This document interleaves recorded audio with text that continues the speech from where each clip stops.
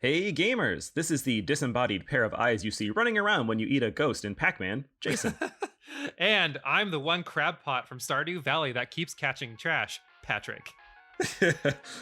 Welcome to RPGaymer episode 10, a podcast about how video games influence your life.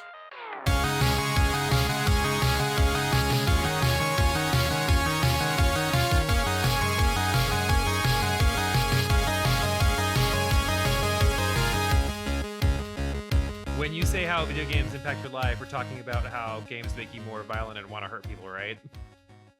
Oh yeah, totally. Like when I see Sub-Zero rip out someone's spine, I want to do that to my friends too. I'm actually looking not. forward to you doing that. I want to feel that everywhere. Yeah, well, you'll feel that. That'll be the last thing you feel.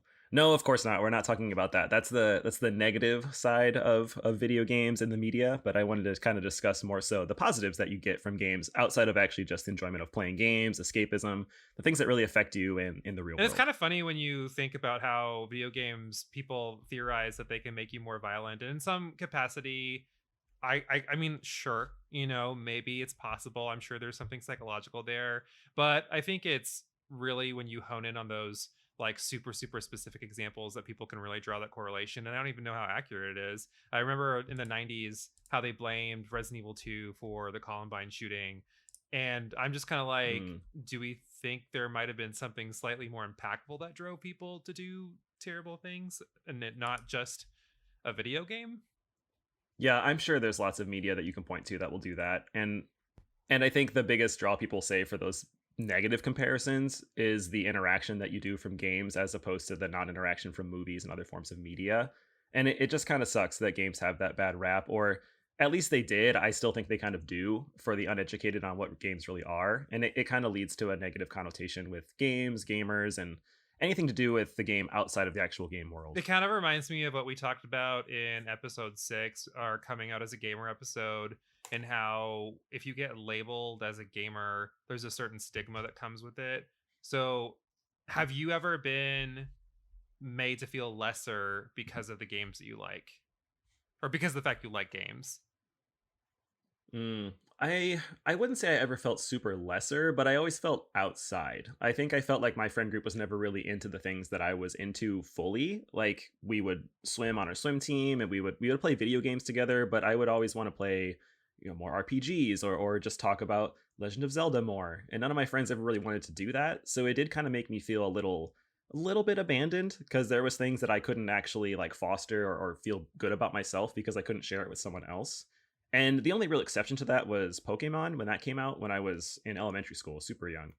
And everyone played that game. And so it felt kind of cool, like, oh, look at all these new people into my sort of friend circle that like these things that I like. And it even expanded to the card game and the TV show. So it was the first time I felt kind of welcomed as someone that likes to play video games.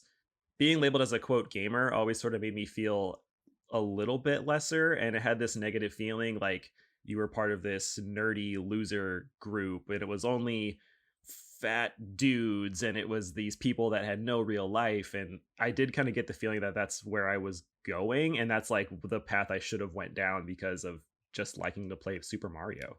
But what about you? How did it impact you?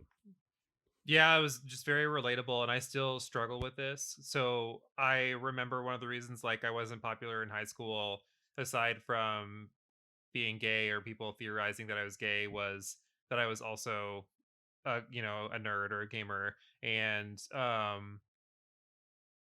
I feel like until very recently it was taboo to be a gay gamer. I remember in college, a few guys who I went on a date with or two liked me until they found out what my interests were. I mean, my interests aren't just video games, but I mean, that's one of, my bigger interests. Yeah. And there were guys that just straight up were just kind of like, okay, peace, nerd. And it's just funny because we went to an engineering school, I would say it's full of literal nerds. Nerds were definitely in the majority, but even still, like, it was one of those things where as a gay man it was taboo. Now it's different because I'm in like several gamer Facebook groups, like GAYMER gamer Facebook groups, and it's just completely for homosexuals that love to game. But yeah, I think it's really hard, and not being in education anymore, not being a teacher and doing something that is just so video game focused. I feel like I'm convincing myself that I have to defend myself of what I'm currently doing, Hmm. but at the same time I shouldn't, because it's a passion of mine and I enjoy doing it. So I really should just like ride that high and keep going. And it's nice because I feel like the people who really have a better grasp of life encourage that a lot more. I think of it like we've mentioned her, I think, on the podcast before. Our friend Danielle has been really great about like, do you, if it's making you happy, like who cares what people are thinking as long as you're enjoying it. So that's been good. Yeah, definitely. And I echo what you're saying about feeling like you couldn't enjoy what you want to enjoy. It's just really weird. And I never felt like wrong that I was enjoying playing Legend of Zelda Ocarina of Time when I come home from school instead of, I don't know, going to my friend's house and riding bikes and Masturbating. masturbating, clearly. I think that it was just what I wanted to do. It's how I wanted to spend my time. I always just looked at it as, if someone wants to go to the park and play basketball, like, please go play basketball. That's what you like to do. But for me, I wanted to play this game, and maybe later I would play basketball. It was one part of me, and it wasn't defining who I was. It was just one part. And it Well, and I think a part of that too is what people tend to think we do get from video games, and they just think it as a means of, like escapism. But do you mm, think there's anything deeper to video games aside from just that escapism? Yeah, of course. I think games are art first and foremost. I always think that art is a really strong push for why games should be what they are. They tell stories and they allow us to feel through other people and through their actions. And I think that can inspire real world interest everywhere. So a game is art. I mean, it's literally art. Like, you look at it, it's colorful, it's beautiful. They tell stories like books and movies, and they let us feel through others. And by that I mean it can encourage you to do more things. For example, games really encouraged me to read more when I was younger. I think that when I started playing games like the original Warcraft, the strategy game, not the MMO, and StarCraft, the space one, it really inspired me to read more books like that. Sci-fi fantasy books. It's almost exclusively the reasons why I got into Lord of the Rings, Harry Potter, and oh god, the other one. I'm forgetting it. Chronicles of Narnia. That one. Okay, the The other other one, one. it's like Clearly, there are a lot of other books, Jason. clearly left a strong impression. But it was knowing that I like to see this sort of high fantasy setting in games. I want to see it more, and I didn't seek out movies. For some reason, I just went to the library and I read, and I really feel like that kind of led me to that. And it's still escapism in a sense. It's just different. So instead of escaping with a Well, controller, actually, it's a it's book. funny when you say that about movies too, because I feel like people don't tend to get questioned for a high enjoyment of movies because you can see the entertainment in them, and you can see, the art behind it Hmm. very Hmm. easily. But people don't look into that nearly as much as they do for video games. And for me, the English teacher in me, I could argue all day that like there's just so much more depth to video games if you're paying attention. You think about what the characters are going through, and if you actually try to see them as real people with real struggles, there's a lot more than just this is just entertainment. And there's nothing wrong if you just use video games as a means of entertainment. That's totally fine. But you can look further and you can get a lot more out of them. And I like that you said video games are a form of art. Hmm. I personally think art imitates life more than life imitates art. And I think that's definitely true for video games because of the things that video games have influenced me to do or things to notice about the world. Yeah, I completely agree with you. And I want to jump back on something you said too about comparing games and movies and how people don't question those things. I do think that that sort of stigma started from the medium of games just being young at the time. And it is very hard to compare the 8-bit version of Mario to the on screen version of like the Lord of the Rings, for example. It's very hard if you don't know what you're looking for to kind of see the enjoyment. Or a better example would be like the Final Fantasy series. Like, you can't really enjoy them as much if you're not a gamer, because you just see what you could really probably say as childlike pixels and things on the screen, but you don't realize it's telling just as grand of a story. So I think as you jump forward 20, 30 years, you have these absolutely epic looking video games now that can tell stories, if not even better than movies. And so you just see how far it's come. And now I think that games as art, that argument is becoming a lot more strong in the positive affirmation. That's actually what I was going to ask you too, is do you think that the limitations in the hardware and how video games started is why people have that impression? Because you're right that if we're looking at, like the original Final Fantasy or Duck Hunt or Mario, even in the original Final Fantasy, there's just not really much of a tale there. Hmm. It's like those things were inspired by other media, but now, even I wouldn't even say now, like 5 years from then, games had already drastically changed, Yeah. and there was a lot more complexity that was added to them. I think it's important to bring up though that games started. Let's just say they started with the Nintendo because that's when they became fairly large. I mean, they're marketed as toys. Like those are toys for kids. Like literally, that's what they are. So it's hard to take a toy seriously when you're comparing it to Oscar-winning movies and like Pulitzer-winning books. But with the PlayStation, in my opinion, I think things started to get a little bit more serious. And then as games got further and further along, you would see more adult themed games, like not AO rated, but like games that were targeted towards mature audiences. And with that in mind, then games became a lot more sophisticated and realistic.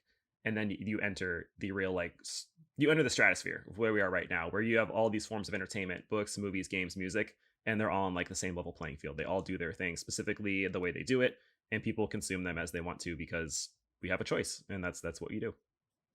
Well, I'd still challenge you a little bit on the adult themes appearing in video games, even on the Super Nintendo and Sega.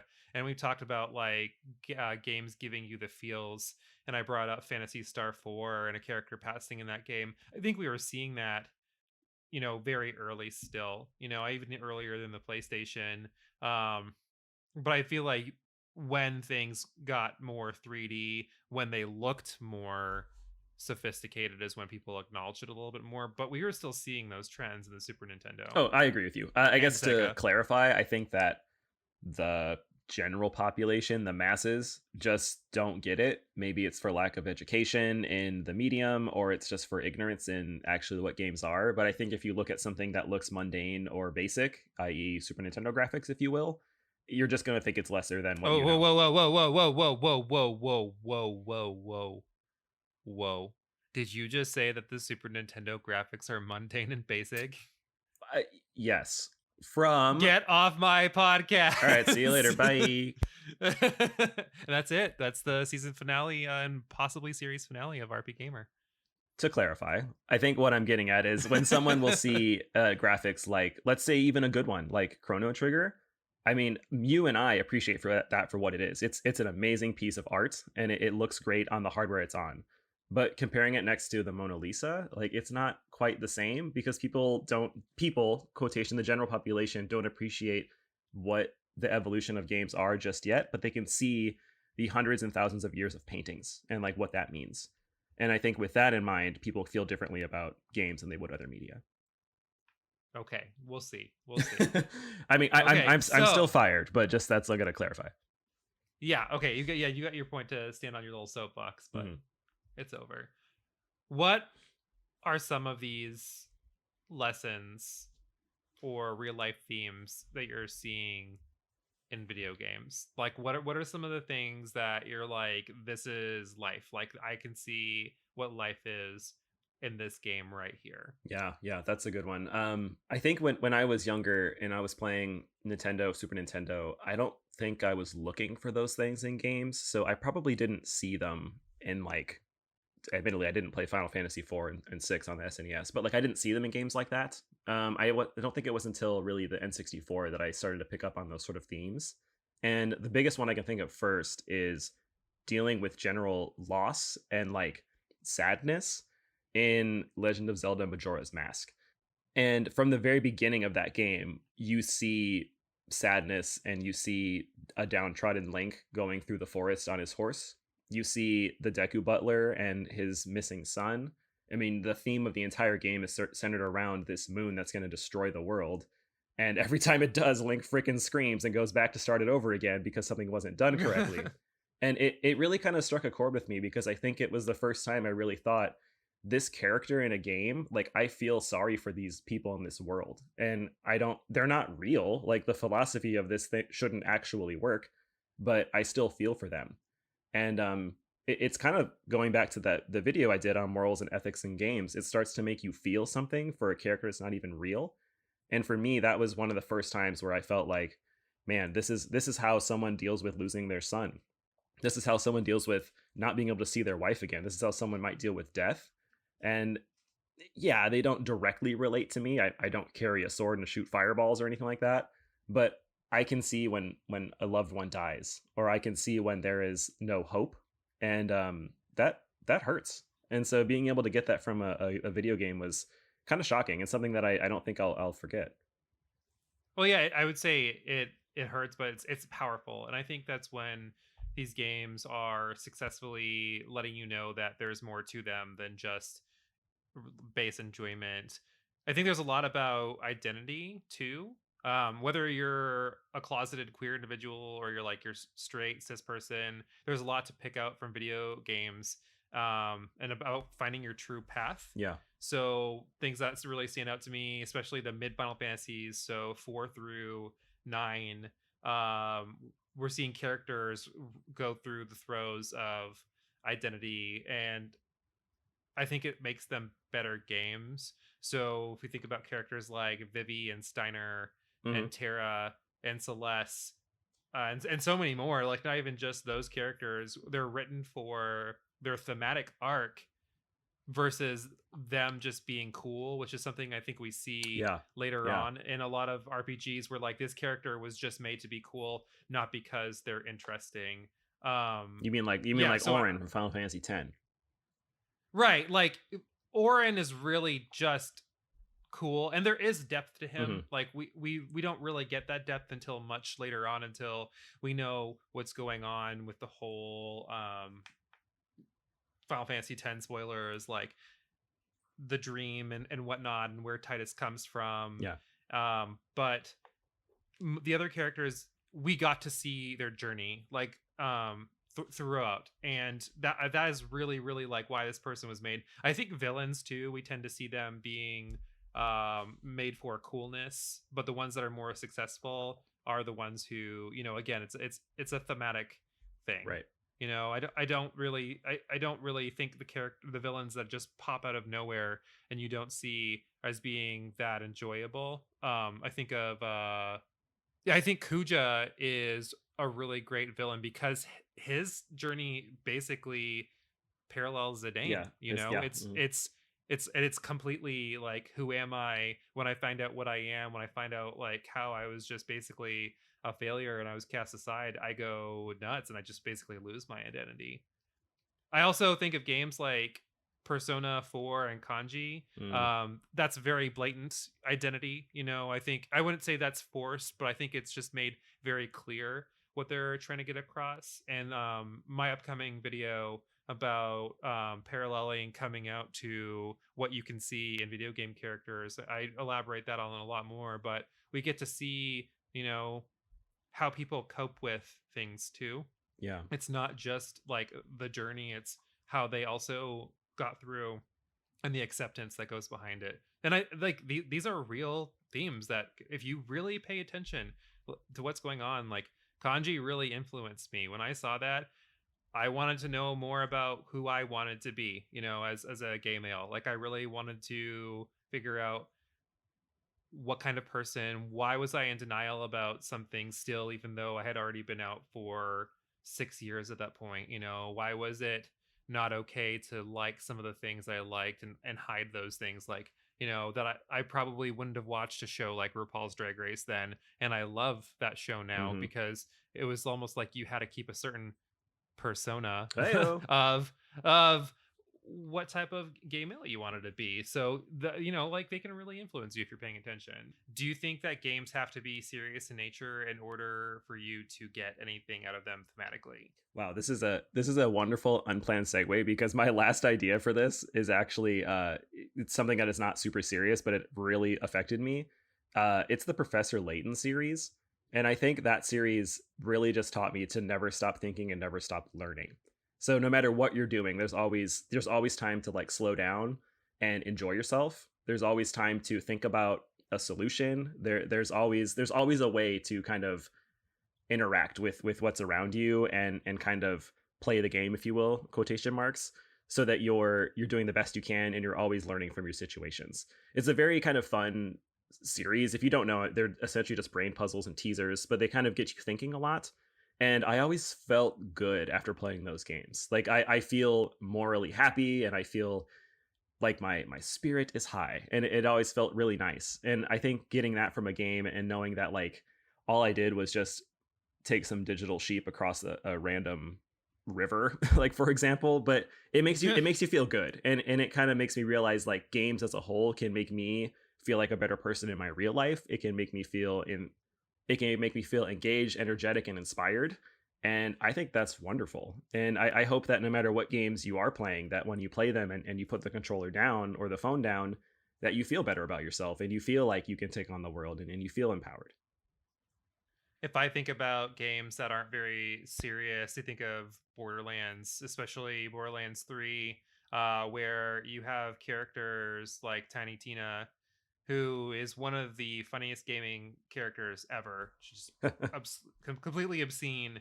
And you get to see also how she has depth because, there's trauma of losing her parents. Hmm. And if you really like look into that, you can think about how that has impacted her as an individual and really like created who she is today, and how she really is a good person. She's just also very jaded because of what has happened to her. Or, like Lilith, who is more of a serious character in the series, but in a ridiculous game. Hmm. She loses her powers in the third game at the very beginning, Yeah. and she still Yeah. perseveres, and I really Business think as that usual. shows, Just keeps like, going. yeah, something bad can happen to you, but you just really need to keep powering through. And I just, again, these are all little things that if you just pay attention to what's happening in games, and I'm always encouraging Scott to be like, hey, did you notice that? Did you notice that? Think about these things. Don't just always see it as a base level of entertainment. There can just be so much more. Yeah, completely agree with you. And I think again, getting back to the comparison of movies and other forms of media, it's a lot harder to see in a game, maybe because you're focusing elsewhere. Like you might be thinking like, oh, I have to hold L2 and hit, trigger to like shoot this enemy. But at the same time, this impactful change in a character is going on. But in a movie, you're not doing those things. You're just watching it happen. You can see the side by side, scene for scene, like transition they make. So it's a little bit harder. You have to look for it. So I guess what I'm getting at is maybe games you need to be a little bit smarter to like get out of it the things that you need to get out of them. But I think when you do, they're a lot more rewarding because you've done those things and you've experienced the characters' feelings and their flaws and their successes. And I don't think you get that from other places where you don't really interact with the actual media.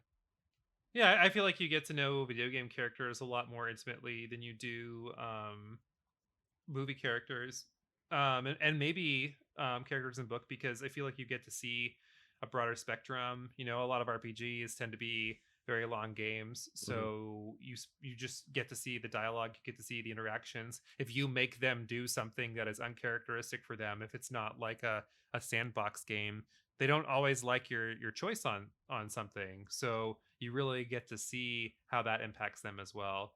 Speaking of impactful moments, when are some of these times in video games where you've literally drawn something that you've seen that's happened to characters out of the game and it's made your life better?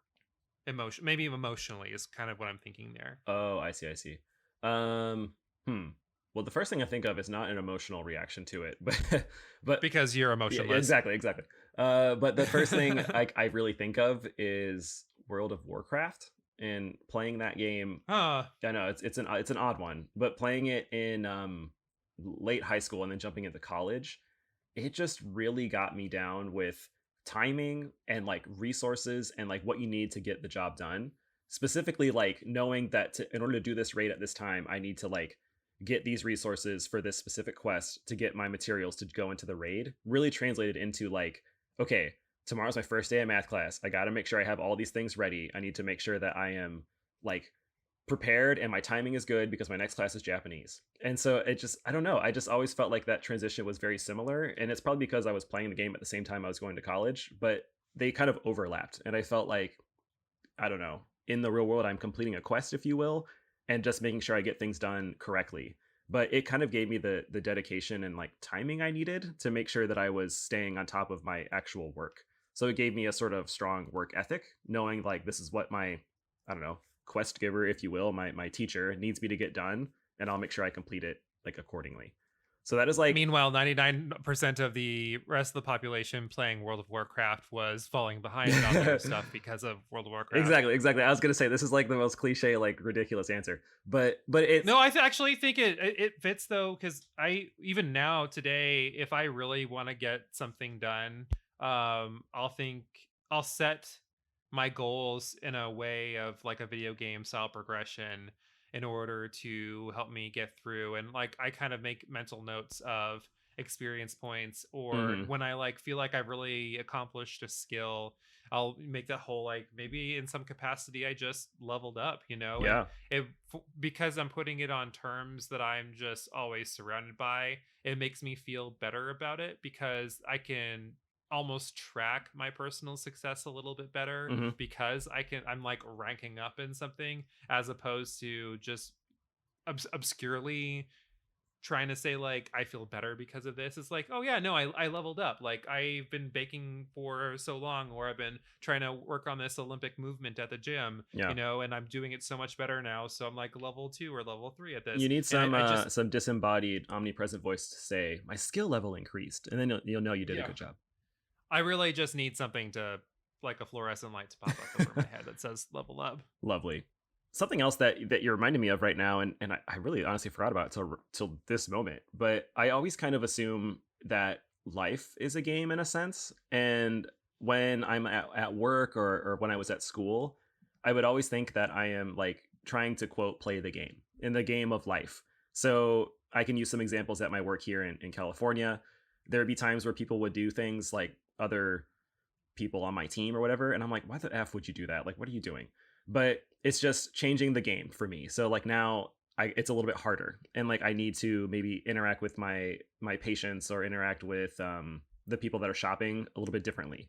And it's from adaptability that video games gave me that I think that I was able to make that quick change and be sort of resilient and get that change done quickly. I don't think that would have happened if I hadn't played, well, again, World of Warcraft, or if I haven't played any Final Fantasy game. Like, the game becomes very different when you're transformed into a frog than it was when you're not a frog. So I think that knowing that and kind of adapting those life lessons into actual life, and when people fuck shit up, it makes it a lot easier. Yeah, if you can survive a Malboro's bad breath Oh in my any god. encounter, then you can do anything in real Bro, life. you want to talk about bad stories? I hated the You Malboro. you talking. Yeah, exactly. I hated the the Malboro in Crystal Chronicles. He pissed me off so much because my friend group, that's the multiplayer Final Fantasy. My friend group Yep. could not get around like how to avoid that breath, and every time I would have to just heal them when they have all these status ailments, and we kept losing, and it pissed me off so much. I was so mad. But literally one of the best and worst, like the most dreaded Final Fantasy enemy, Oh I would god. say, or Final Fantasy We monster. could have an entire episode about how much Jason hates status ailments in games because I fucking hate them. Yeah, actually, I'm writing that down right Status now. ailments in games. Well, while you're writing that down, did you have anything in mind on the emotional side of things? Because I know mine were kind of more real world, like tangible actions that I'm taking from the games I'm playing in general. Yeah, so me being a very emotional person, video games have helped me cope with things like loss and breakups.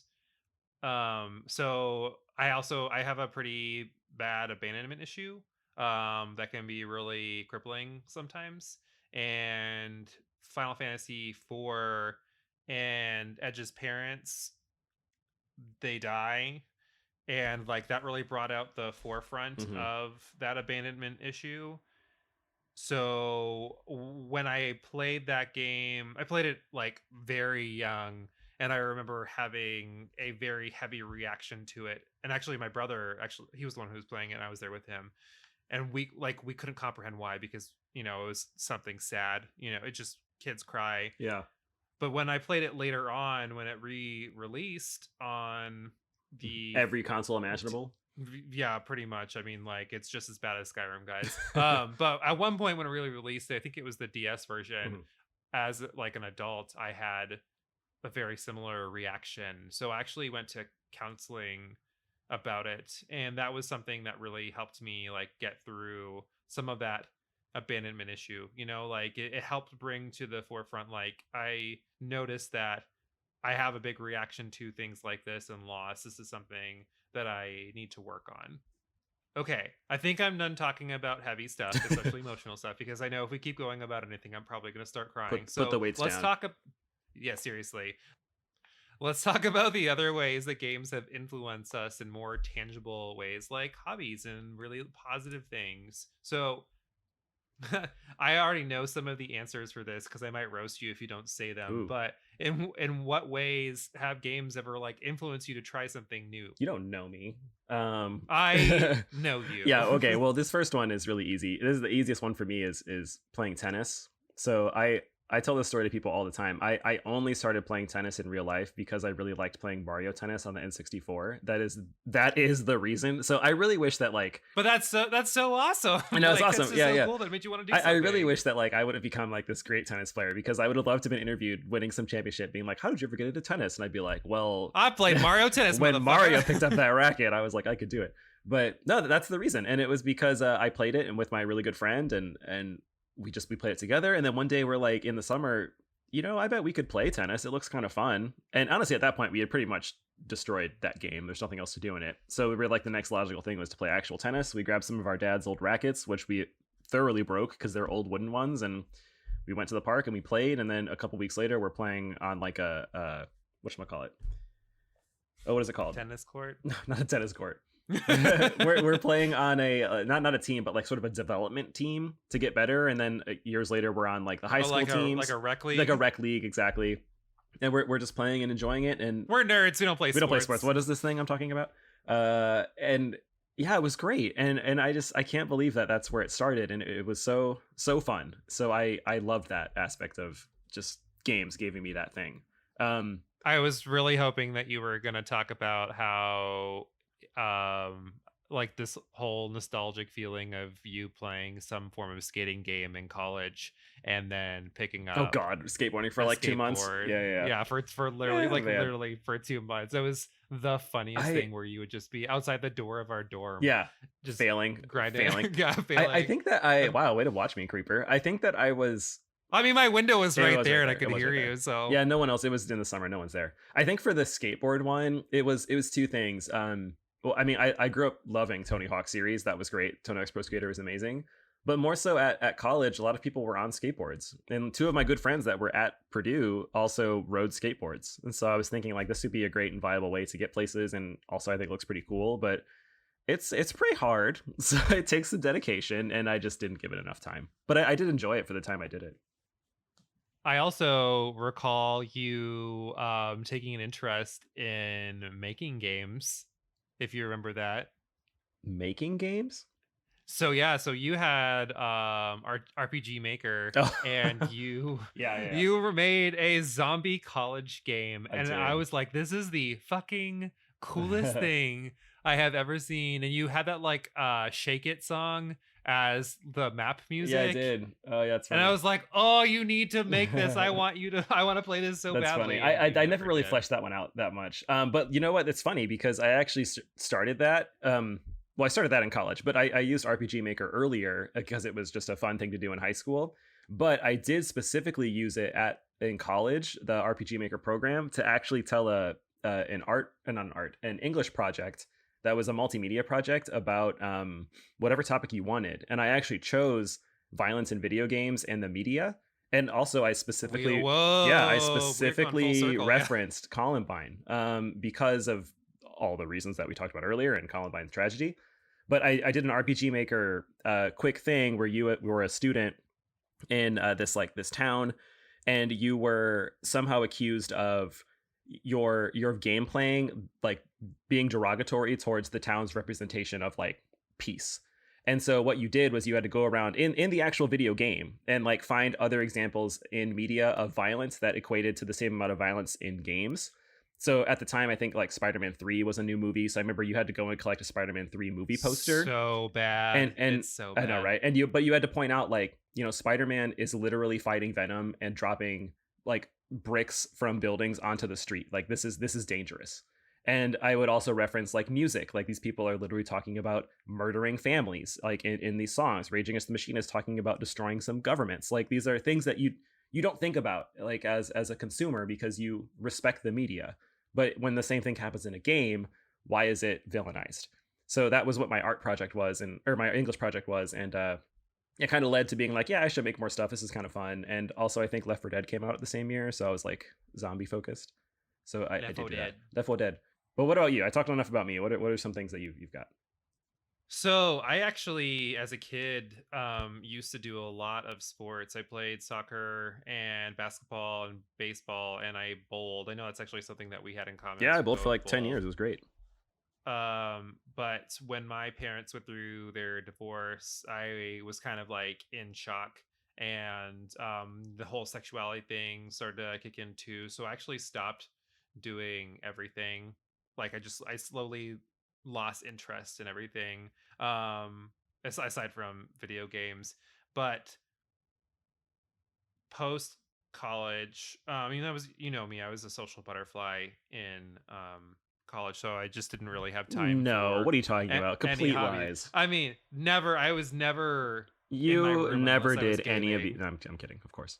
But after college, I didn't really feel like I had any hobbies aside from video games, so I started to look into some of the games that I played, and I was literally actively seeking things that I like doing. And it's really funny because Stardew Valley, which we talk about a lot, which is also, in the title of this episode, really introduced me into a lot of things that I like doing in my life now. So Stardew Valley got me gardening vegetables a Hmm. few years ago, which is super fun. And like every summer, we always have kale every day because we just grow it in our backyard and it's just so easy to Nice. do.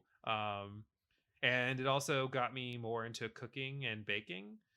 We started to make a habit of using really cool recipes that we find on the internet, Hmm. and like we'd never eat them normally, and it all was just based off of making preserves in Stardew Valley. So like literally just one day we're like, well, I want to make I want to make preserves. I want to see what they taste like. So we made lemon preserves, and then we started using them in all of our dishes. And then I would look at how things would be made in the game, like recipes wise, Yeah. and I would kind of craft my own things. And we even went foraging a few times, which I mean, I like going hiking, Hmm. but I never really thought about foraging, Yeah. because Yeah. I'd always be nervous about what am I grabbing, what's edible and whatnot. But we would look for things like fiddlehead fern and morel mushrooms, and I still haven't found any morels.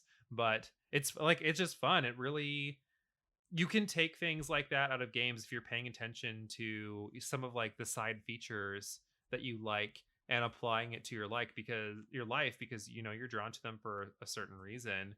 Even in some of the newer Pokemon games, they let you dress your character's outfits. Hmm. And I was like, oh man, like I really like this. And I never thought that I would like it. I mean, I would say I dressed nicely when we were in college, but I didn't really think like, I just mostly did it for I want to fit in reasons, not because I actually like clothes. Hmm. And then we started going to more men's boutique stores and like finding unique things and like, you know, now I feel like I'm a fucking babe and I make clothes look good.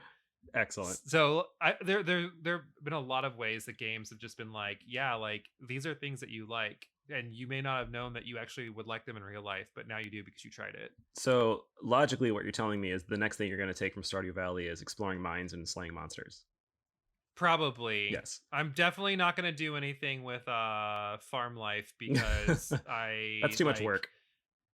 we thought about getting chickens, but then we were both like, well, what if one of the chickens dies? What are we gonna Hmm. do? It's not even a what if, it's more And like when. Like, what are you going to do? right when, and it was one of those like neither one Scott or I would deal with it. Like we were literally thinking about what neighbor would we call to come get rid Yeah. of our chicken for us. Well, So yeah, but it has like there are lots of good things, but mining, we'll see. in a We'll see more about mining. realistic approach to slaying monsters, something else I really picked up from games is Dungeons and Dragons. So I wouldn't say I played it exclusively because of video games, but my friend group that I was talking about earlier in high school, we did transition to playing some D&D and some spin-offs too, and it was largely because of our enjoyment of things like Lord of the Rings, Final Fantasy, those types of things like that. And I met a lot of good friends that way, and I felt like I was able to get very creative making campaigns and running them for, well, you, Patrick, and other people too. and I really cherish that. And I feel like I took influence from games, I took influence from movies and books too. But it was a great way to be creative, and I think that it was nice to be reinforced by seeing the way Square Enix makes a dungeon, the way Nintendo makes a dungeon, and how I can make a dungeon. And it was a fun way to experience a different media of entertainment. But I think it really kind of Yeah, stemmed from and playing games. it's not a lateral movement just because you go from one nerd hobby to another, especially when you think of things like card games or Dungeons and Dragons and how social they have to be. Like you have to be social because you can't do those things by yourself. So, True. it really takes something, that video games can be non-interactive with other people, and now it's taking out to the real world where you're doing that more. So I think that's great. What are some of the things or the ideas you only know of because you first learned of it in a video game? Like for Hmm. me personally, I have a base level of knowledge of Japanese culture because of and how it's different from like Western culture because of games like the Persona series, like 3, 4, and 5. I kind of see how school is done Yeah. differently, uh like city layouts, just a bunch of different things. I can see like, oh, that's not America, that's really cool, and the video game did it really accurately. Is there anything like that you only know of because of games? Yeah, I guess I would. I guess I'd have to say similar stuff too. I mean, because that's where it started for me as well. I mean, even just the basis of fantasy tropes like knights and wizards and magic and the names of weapons, the different time Oh yeah, frames, names of names of monsters. monsters. Yeah, anything like, especially if the game borrowed language from a different culture, like that's a big one. So like, I think the enemy in I think it's in Castlevania and it's also in Final Fantasy. Blah. Final Final Fantasy. Fantasy. I think it's the enemy in Final Fantasy and in Castlevania. The Sahagin, I want to say, is it's like the fish monster. Yeah. Yeah, like that borrows from like Japanese language. So seeing it later, when I'm like, oh, nice, like that's where they got that from. It's kind of like an eye opening moment. So I feel like, Actually, he said something very similar to where like the monster Nidhogg is in a bunch of different things, and I know what it is, and a bunch of other like demons and angels and other yeah, creatures because of games like Shin Castlevania, Megami Tensei or series like Shin Shin Megami Megami Tensei. Yeah, yeah, Tensei yeah, exactly. or Castlevania. And I think that's really, I know it's not the most important knowledge, it's not like learning about a different culture completely, but it's still cool because a lot of these things came from different folklores or religions. Yeah, I think that's really yeah, neat. it's really neat, and it's cool because you feel special knowing the reference, like why. Let's use Castlevania. I think in Order of Ecclesia, there's an enemy that's based off of a Japanese horror trope of a woman that hides her face and she has no face. And so when you defeat her and she screams and like runs away and you finally don't see her face, like if you just played the game, you'd be like, oh, that's cool. But knowing the culture behind it, you're like, oh, that's this specific thing. I can't think of the name right now, but it's actually like based on that cultural idea from that world that you would never know otherwise. And I think that's pretty sweet. Do you think there's a point where there's maybe too much of a good thing and maybe it becomes a bad thing? I know I referenced earlier the violence in Mortal Kombat. That actually, we didn't even talk about it, led to a lot of controversy in the early 90s too. Is there a point where there's just a little bit too much that kind of makes it worse? Okay, so the way I'm kind of thinking of how this fits in, I think the threshold kind of becomes broken when you start replacing real life things for video games. Mm, So by that I kind of mean like things that you get more enjoyment out of in the video game versus in real life. yeah. Or when you start attributing more of your life success to what happens in video games versus what happens outside of video games. First of Mm, all, like again, some people completely identify their lives by video games. If that's you, that's totally fine. I personally think there is more to life than just video games. I think like I told you, I have different interests. mm-hmm. I do fitness and stuff like that. If if I did something like got a platinum trophy in a video game, I would be happy, but I would not put it on a resume, I or it platinum would God of not War on PS4. it would not be something that I would go up to the random populace and say like this is something that's really special about me. It's not on your grinder So profile, is what you're saying? It's scruff, Jason. The classy hoes use scruff. Okay. So I think that's one thing that I worry about some people, where they have problems stepping away from the video game and like remembering that there's life too. And I think a lot of the games that simulate life um can create that illusion, like you're doing so much. And even games like MMOs, Hmm. where you're still connecting with people, and it is almost like you're dialing into a different universe, and like your life is actually in there because of all the things that you can accomplish while you're there. But Yeah. like your life is still your life, and you need to make sure that you're still succeeding out of the box. Yeah, completely agree with you. My big example here is also World of Warcraft, which I mentioned earlier here, and I did play it in college, and I also stopped playing it in college, and I never had that problem where I was like, I'm gonna do this raid instead of seeing my friends. Like I could recognize that and be like, no, I am gonna go get dinner. Like it's probably the right thing to do.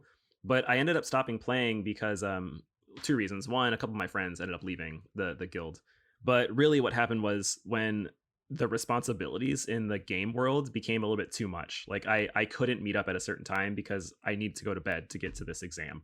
And like the team knew that. And so it was just like, well, now I feel like I'm not like fulfilling the needs of my team. And so I just was like, you know what, maybe it's time to be done. But I think that I was at least able to recognize it and know that like this could be hindering my social life and I should not do that. And that's kind of when I decided to stop. To your point, I think that's exactly the place people get, is that they see games as a great way to feel good about themselves and justify their choices and their success in life. And that feeling is exacerbated by the successes of people on Twitch and streams and all these people that do make video games their life. And it creates kind of a false sense of security knowing that, well, I like video games, so I can also make money and make my career out of this. But it's a lot more than just doing that. Like those people aren't Right. Well, just those people are one out of a million, first of all. exactly, and they're not just playing games. They're entertainers. They're marketers. They're business people. Like they have relatable skills that just so happen to correlate with video games. And I think maybe it's playing too much games. You don't actually, I don't know, to use a bad cliche, you don't get out enough to see more of the world, to see more of how things need to work, and to really, really more so better yourself and get the education you need to make your dream come true of playing games for your lifestyle. Because I think that you can. It's just you need to put in the work and dedication. It's not just, yeah, I platinumed God of War and I platinumed this. It's I have my degree or I have friends that support me, things like that to really, really make it Or work. even if you don't do the college thing, like I have a great job Yeah, that sustains me, and I'm happy with what I do, or I have other outlets that I do. And that exactly. we're wrapping up like our whole point of the things that you get from video games. Video games can be a great escape or a release of any form, like of emotion, but you need to try to put on a little bit of a critical lens when you're playing games. And you really need to think about why you're drawn to the main aspects of certain things. If you're drawn to certain side quests like Blitzball, maybe it's because deep down you really do like sports. Mm. So go try something, go try something like softball or volleyball or kickball. If you're a queer listener, a lot of if you don't feel comfortable doing those things because we've been put in situations where we shouldn't be allowed to do those things, or we're made to feel that way. A lot of cities in the US have a group called Stonewall Sports that puts on LGBTQ plus safe sports leagues. Hmm. If you like things like Tetramaster or Triple Triad, try out card games. Like maybe you would be really into something like Magic the Gathering, and you So just fun. haven't tried something like that. If you like crafting things in Final Fantasy 14, Google some of them in real life. Like jewel making is real, clothes Yeah. making is real, cooking is real. Maybe you would like to pick those up. So that's kind of my whole takeaway about all this is think about what you're liking and what you're drawn to, and see how you can make your life a little bit more well-rounded, because my life feels so much more well-rounded now that I know, like, I can make a cookbook with my husband because I liked cooking in video games, so I tried doing it in real life. Yeah. And we grow our own vegetables sometimes, and it's a lot of fun. There's just a lot more to it. And then you're just kind of like, cool, now I can say I don't just play video games for the thrill of it. I do it to learn more about my life too. Yeah, I think in general, that's exactly what I was going to say too with you. I agree. I think if it looks fun in a game, then it's probably fun in real life. And I said that and I just thought of like Mortal Kombat. So Well, don't but even if don't it's something like Mortal don't Kombat, do the killing you might like things. martial arts. Yeah, yeah. Don't do the killing Don't thing. fatality someone, Exactly, but maybe yeah. you'll like martial arts. Martial arts, yeah. Only do the safe parts of the games. But exactly, I think, and that's to relate to me in tennis. That's why we played tennis. It looked like fun, and so we did it. And to that point too, there was other things that looked like fun that didn't quite work, like skateboarding. Like it wasn't for me. But I was happy to be able to try it and say like, you know what, I'm going to stick with the virtual version instead. So I think that largely, if there's an interest in, I don't know, any aspect of gaming that you like, maybe it could be a career, or maybe it could be a hobby, or just something that you enjoy doing whenever you have time. I think that there's no reason with games in general to just decide that you don't want to do something because you're not good at it. Like, I'm sure, Patrick, you probably weren't that great at cooking when you first started, but you kept going, and you had inspiration from enjoying it in a video game. So I think that it's good to just keep trying and know that there's going to be some failures, but you're going to get wins too, just like any other game. You're going to level up and you're going to play the game well. Yeah, don't spend too much time practicing a Hadoken in real life, but if you manage to do one, please put it on our stories on Instagram. And no can do can. Well, Patrick, that was a nice little discussion of all types of games from my very beginning of my childhood all the way through the rest of my life, I feel like. I appreciate it. And we want to hear what you guys are thinking too. What games influenced you to do real life activities like me in tennis or Patrick in cooking? Let us know in the comment section over on our Twitter and Instagram at HeyRPGaymer. We'd love to hear from you. We're going to take a quick break and we'll be right back.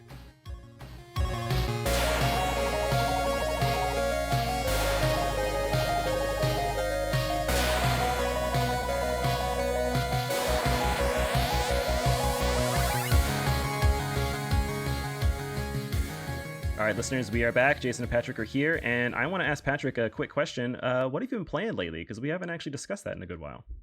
Yeah, sometimes when our episodes run longer, or if we have a guest, we skip over this section because it's very important to talk about what we're playing, to introduce new games and, what we're liking and whatnot. But sometimes we just don't have the time for it. Fortunately, today we do. And I am playing Odin Sphere, Leaf Razor. Yeah, I don't know how to say Norse, that. Yeah.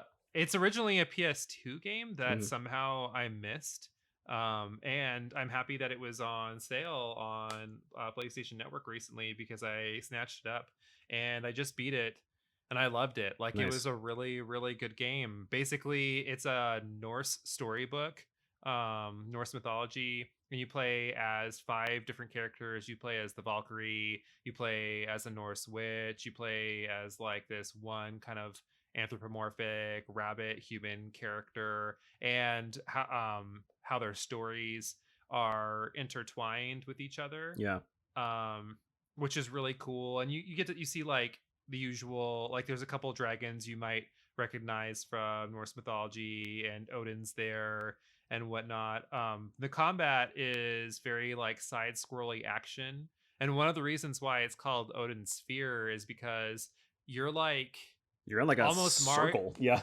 Yeah, like almost Mario Galaxy style. Like, you don't realize it unless you look at the map, but you're on the like circumference of a sphere for each area that you're in. So if you just like keep on walking to the left, eventually you'll wrap back towards where you started.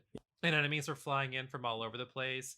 It can be a little mashy, but there's also a lot of strategy to how you like chain your moves together. And I will say one thing that's a little disappointing is like it's a little repetitive. A lot of the bosses are reused and the areas that you visit are reused, but all the tales for each character are maybe like 4 hours a piece.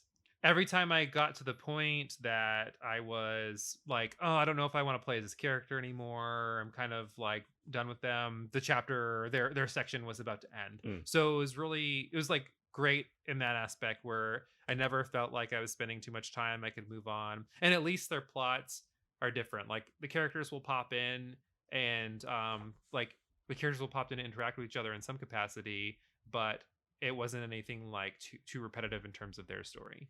Yeah. Have you you didn't play that game, I right? did actually. I played the Okay. original PS2 one. I think I have the PS4 one. I'm not even sure, but no, I did play it, and I do admit I think it was also kind of repetitive. And I think it happened when I encountered the first boss like 3 times, I think, and I was like, like it's cool to see the different styles, but I yeah, it was okay. Well, one thing I thought was kind of cool about the different bosses, depending on whose story it Mhm. is since you don't fight them at the Yeah, same not in time, order. like someone's final boss is someone's first Yeah, boss, and they scale it completely differently. Like if you fight them as the final boss, it's a shit show. yeah, it's completely different. But then if they're like the next character's first boss, their moves are a lot more like a lot easier, or you know it's coming, so you know what to dodge a little bit better, and you have less tricks or more tricks depending on what's going on at that time too. Yeah, completely agree with you. Yeah, if you're looking for yeah, the art is just beautiful. And if you're looking for something, if you're in between games and you're like, I don't want to play something too long, because that's kind of how I was feeling. I'm in between like recording games for reviews for our YouTube channel. Mhm. But I was like, oh, I just want to play something for myself for a little bit, but I don't want to dedicate 70 or 80 hours to it. So this was a good 20-hour romp, and it was like, cool, good to go. Nice. How about you? What are you playing? Actually, to your point, I'm playing a quick and easy game that I've been enjoying recently. But I've always liked the Picross series. Do you know what that is? It sounds familiar. Yeah, it's been around for a long time, but it's a little bit more of a specific audience. It's a series of puzzle games, and I'm playing Picross S. I want to say there's a couple of them on the Switch, but largely what it is, you'll get a grid like a 10 by 10, 15 by 15, 20 by 20, whatever it looks like, and there are numbers on the edge of the grid, and it's telling you which Oh, is it like Minesweeper kind of? kind of like Minesweeper, but it's telling you which specific spots to mark with an X that nothing, or to like chip away and like reveal a picture at the bottom. It's always a pixelated picture, and you're like, what the fuck is that? And then you're like, oh, it's a swan. But it's really fun. Minesweeper Sudoku. It it's not quite like Sudoku, because there's no numbers involved like that. It's really more so on a 10 by 10 grid, for example, you'll see, squares that represent those 10 by 10 areas. And it'll say on the left hand side, like the x axis and the y axis, like 151. And then you'll have to see, like, okay, that means in this row, there is a section where I'm going to hit one space to chip away. And then there's a section where there's 5 spaces and then one space, but like you don't know where it is specifically because that's only 7 locations out of the possible 10. So then if you look at the other axis, it might say like 2 7, and so you know 2 and 7, that equals 9, and you can't have all 10 be in a row, so it's going to be the first 2 are chipped away, and then there's a block, and then the next 7, because so you equal the row. And as you keep doing that, does it make a picture? it makes a picture. And so you're never really going to Cool. know what the picture is unless you're like really, really good. But it's pretty engaging because as you get one row, you basically unlock more information about the next rows, and it's kind of fun to keep going. So it's a very immediately rewarding experience, and I would say within, I don't know, 3 to 5 minutes, you probably figured out every puzzle, and then you move on to the next one. So there's a lot to do there. Translation: when you hit grandpa mode like Jason, pick up this game. Exactly.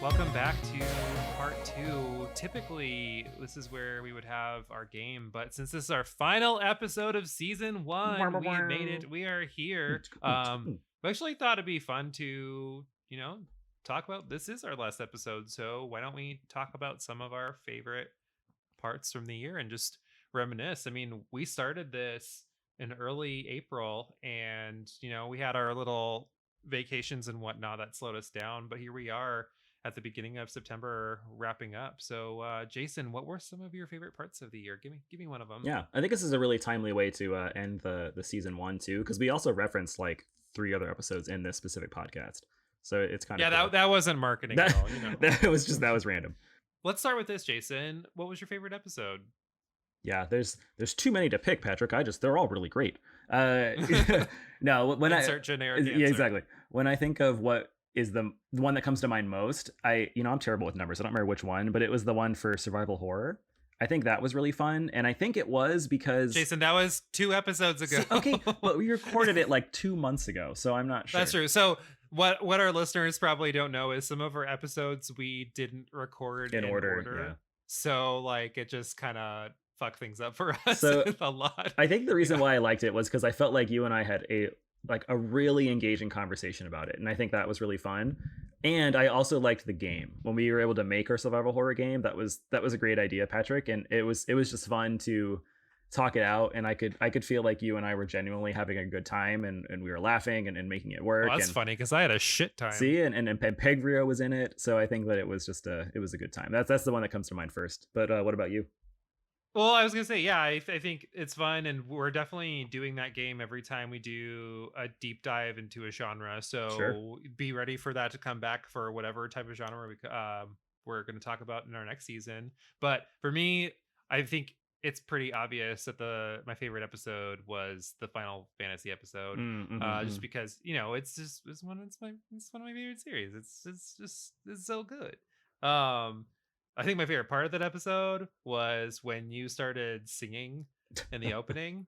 Like, just that was just yeah, just the fact that it was just like we didn't script that. No, I didn't. You just did that, and I love that. But it was such a great episode, and we still only scratched the surface of Final Fantasy because Final Fantasy is just so huge. I know we're gonna do another Final Fantasy episode in the future, and we may talk about some of the same things. We may talk about completely different things, but like I think that just really speaks to our passions because we both know so much about the series, and there's just a lot to say, and we have a lot of love for it. Yeah, I think it's funny. Earlier in this episode, you actually mentioned quote the middle Final Fantasies. And I just thought it was funny that you could literally group arguably some of the best games ever made into the middle Final Fantasies subcategory. 100%. It's kind of funny. 100%. What else? What else did you like? So I liked when we were able to see sort of the fan reactions of everyone. Or I guess the listener reactions. I like to say fans. On Instagram and Twitter and basically even just messages. I thought it was really cool to hear people genuinely saying like, oh, I like this episode, or I appreciate this. I got some messages from my friends, Patrick specifically, that didn't really message on Instagram, but they were saying like, this was really fun to listen to. I thought it was very rewarding. It felt good. And I think that you and I are largely doing it just because, I don't know, we're friends. This is a fun thing to do, but to hear that other people share that passion was pretty cool. Yeah, it was super fun. I got a lot of like friend and fan messages, especially when we had our like, oh shit, I'm on vacation this day, or oh shit, we had something come up this weekend. And they would say things like, hey, why hasn't the episode launched yet? Or the next episode. Keeping in check. And I mean, like, for us, it's like a lot of anxiety, but at the same time, it's cool because it's like, oh god, people are actually liking people us wanting this. this. Yeah. Something for me that was a huge highlight was having Bopper on. Oh yeah. And I talked about this in the episode. I was a nervous wreck that episode. I'm sure you remember that. Like, I actually had to go back and do the recording for introducing him because I was just so anxious about having him on there. But it was fulfilling to have someone who inspired me to just do this in general. Like, doing this with you is super fun and cool. I've known you forever, like we could have done this when we were in college and that would have been awesome. But this is someone who just like really inspired me to be like, become a creator. Who cares if it takes off? And like find your voice in it. And someone who has a great mind in terms of how to think about video games, and also who has a big following who actually wanted to be on the show. Yeah. Like inspirational. Some people, which it's great to know, like, pay your dues in some way because everybody starts somewhere, and he was definitely nice enough to be like, yeah, like I want to be a part of your show. I think that's a really great opportunity, like to help you guys out, and I'm sure he had a good time. So it was awesome. Yeah, I think another one that stood out for me is I don't really know if I can encapsulate this into like one episode, but I think it was the overall progress that you and I both made together. Oh yeah, for sure. Yeah, but I think really more so I would want to look at what I think you've done, Patrick, because I think that there was a lot that I feel like has changed for the better from episode 1 to this episode as well. And I just mean like finding your voice, being able to edit episodes, like seeing your own progress too is really nice. You mean me leveling up? You basically leveled up, exactly. So I think that it's worth noting that. I don't think viewers or listeners rather would see that, but it's there and I see it, and I just want you to know, like, keep going, because I think that you're doing a really good job, and we can make this a really cool thing even next season. Aw, I mean, I agree. And thank my you. Like, my I'm check's pretty awesome. in the mail, right? I've done so well, just me doing all of this. I'm just so great. No, I agree.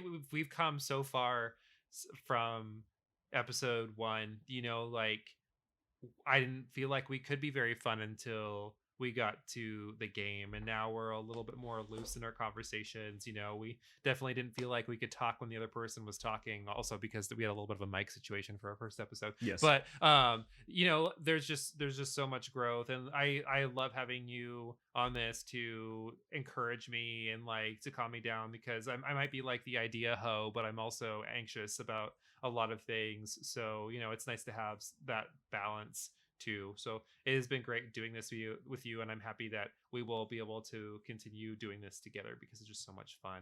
Yeah. Aside from that, I would just say the games, like, the discussion is always great, but I feel like we get to for me, I get to be a little bit more of my true self when we play the games, just because we get to be silly and fun, Yeah. you know, or we get to show our knowledge a little bit more in a different way. So when we were talking about like the games we'd want to revive, and, you know, we did it to the poorly described ways, like, that was so much fun. You know, I sang a SpongeBob one, or even just hearing like the games that you like that we don't get to talk about, and the Final Fantasy quotes game, and all the Would You Rathers. They were just such like a really good way to spin the narrative on what our podcast is, and how we can have, you know, business in the front and party in the back, if you will. Yeah, I agree. We're the mullet of podcasts. The mullet of pod. Oh, I love it. That's a new tagline. For our listeners that wanted something, I guess, for today's game, we were thinking of doing a Would You Rather, and I did have a couple ready. Do you want me to ask you one of them randomly, Patrick? Sure. I actually flopped on this one because I just kind of got overwhelmed with things. It's okay. Usual, we were thinking of doing like raunchy or like dirty ideas, and then we kind of switched to just like hard-hitting questions. So I guess, what do you want? Do you want like more of a raunchy question, or do you want more of a hard-hitting question? Let's do hard hitting. We'll just do one, and then I'll pitch the one that I had back at you. Oh, nice. We can call it from there. Okay.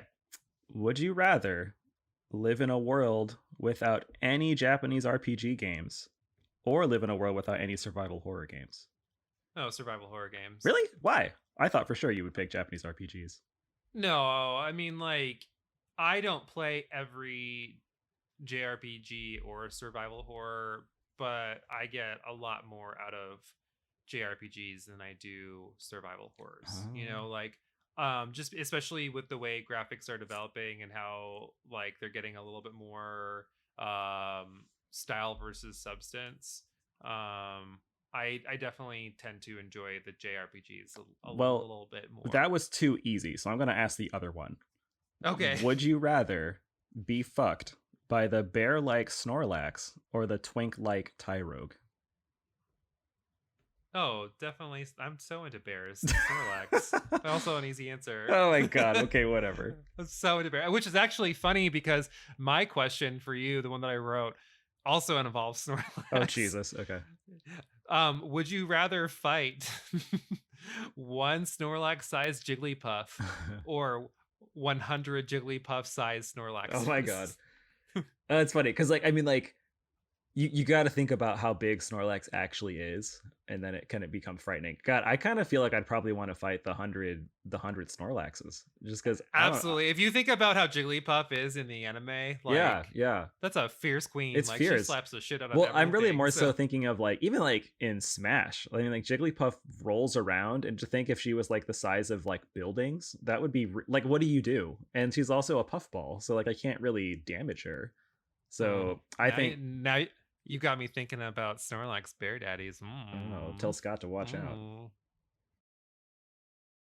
And that is a wrap, Patrick, on season 1 of our podcast. I can't believe it. We did it! We did it! We're 10 episodes in, and we're going to take a little break. So Patrick and I have decided we're going to end our season here, a few months off, but we're going to be focusing on some other projects here. Specifically, we want to call out our RPGaymer YouTube. We'll be posting some more videos there about all kinds of things. Our old Let's Plays will be there, some more video essays, and a couple new series. Do you want to tell us about those? Yeah, so we thought it'd be really cool since we play a lot of different games and maybe games that you've never heard of, where we're going to compare bigger games to lesser known games to get you finding some things that you might like. So we're going to be our recommendation reviews worth checking out. As Jason said, we're going to have our Let's Plays on there as too, and just our standard essays. Yeah, that'd be fun. And speaking of Let's Plays, you can also just watch us play. We're still going to be on our Twitch as well, RPGaymer Twitch. We are currently playing Diablo 3. We have some other games in the back catalog too that we're going to be hitting up as well, so just make sure to keep following us there.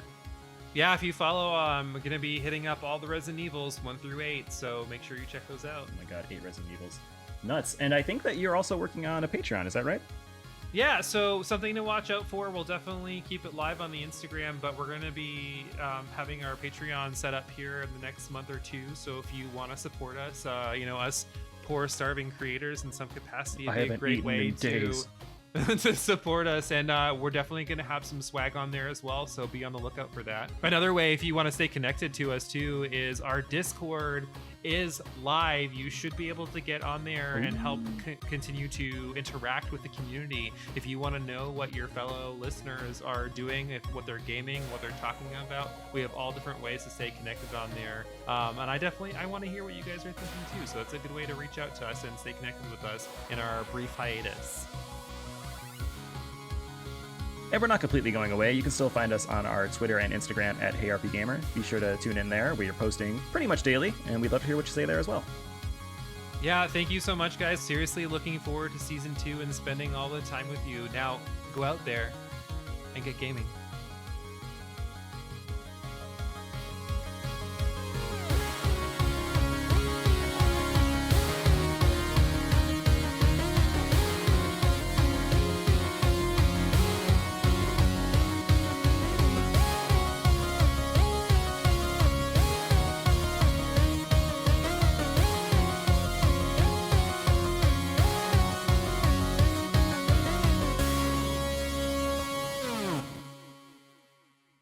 Smooth. Was that everything? That was all the ones we needed to do? Yeah. Cool. Oh, you want to stop recording? All right. 1, 2, 3.